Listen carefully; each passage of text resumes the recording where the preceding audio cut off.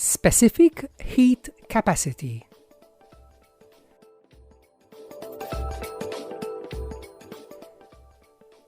Suppose I want to know and compare the amount of heat energy needed to heat two blocks of metals, one of iron, the other aluminium.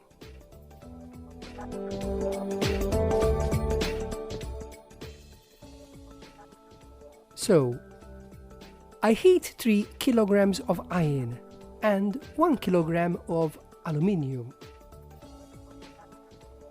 They are both heated to a temperature rise of 10 degrees Celsius. From the experiment, I conclude that iron needs 13,200 joules to be heated up to 10 degrees Celsius, whilst aluminium needs 880 joules to be heated up to 10 degrees Celsius. Can I conclude that iron needs more energy than aluminium? Of course not, because although both metals were heated to a temperature rise of 10 degrees Celsius, they did not have the same mass.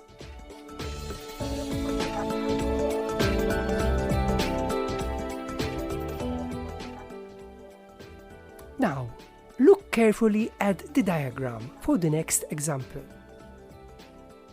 Notice that both metals have now the same mass. Can I conclude that aluminium needs more energy than iron to be heated? Of course not, because although now I have the same amount of metals, 1 kilogram, the rise in temperature was not the same.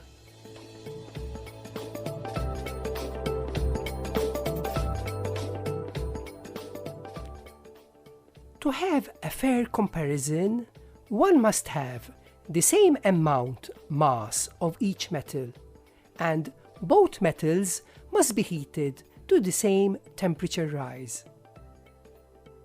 In this example, I have the same mass, 1 kilogram of metal, and each metal is heated to a rise in temperature of 1 degrees Celsius.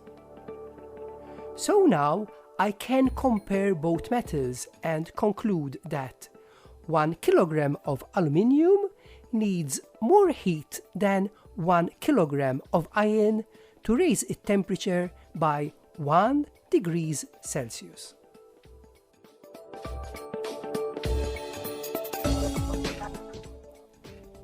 The energy needed to raise 1 kilogram of substance by a temperature rise of 1 degrees Celsius is called in physics specific heat capacity.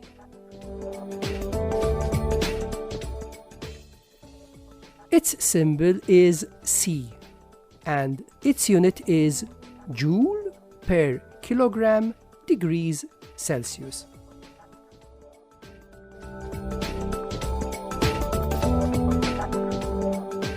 The table shown now is a list of specific heat capacities of some substances. It is a fair comparison because in each case there is 1 kilogram of substance and the temperature rise to which each substance is heated is 1 degrees Celsius.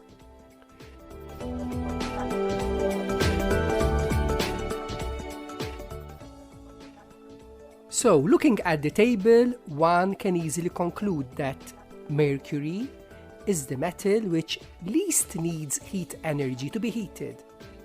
On the other hand, water needs a lot of heat energy to be heated.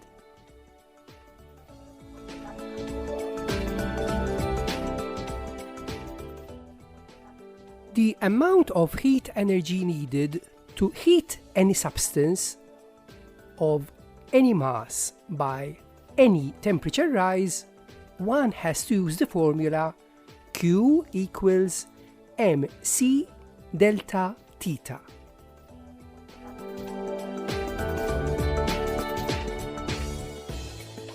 The symbol Q stands for heat energy, and its unit is joules. M stands for mass, and its unit is kilogram. C for specific heat capacity, and its unit is joule per kilogram degrees Celsius. And delta theta stands for temperature change, and its unit is the Celsius.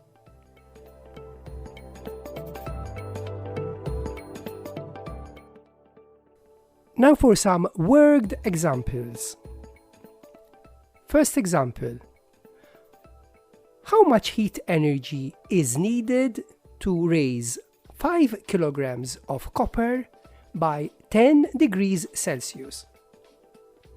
The specific heat capacity of copper is 380 joules per kilogram degrees Celsius.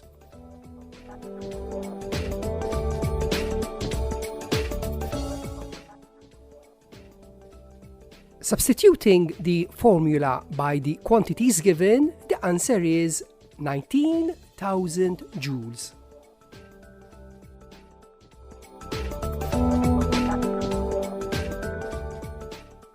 Another example. How much heat energy is needed to raise 2 kilograms of water by a temperature rise of 80 degrees Celsius? Given that the specific heat capacity of water is 4,200 joules per kilogram degrees Celsius.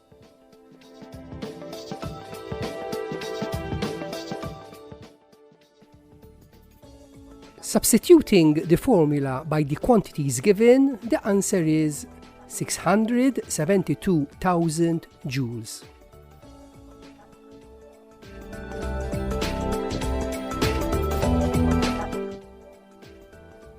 Can you work this example?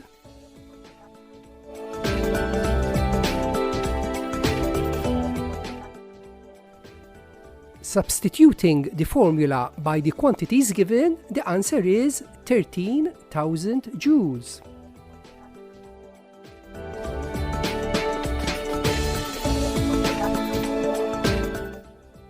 One last example.